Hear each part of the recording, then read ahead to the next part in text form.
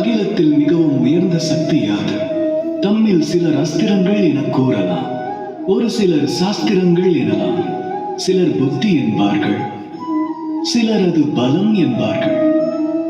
ஆனால் இவைகளில் எதுவும் உண்மையல்ல. அகிலத்தில் அனைத்திலும் சக்தி வாய்ந்தது நட்புறவாகும். ஒருவனுக்கு சத்திய நட்புறவு கிடைத்தால் அது அவனுக்கு பெரும் தனமாகும்.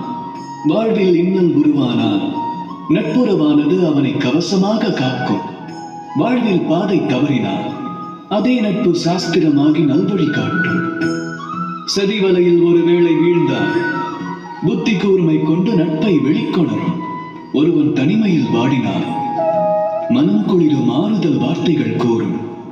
இந்த அகிலத்தில் ஏதேனும் ஒன்றை ஈட்ட வேண்டுமெனில் நட்புறவை ஈட்டுங்கள். ஒன்றை மறவாதீர்கள்.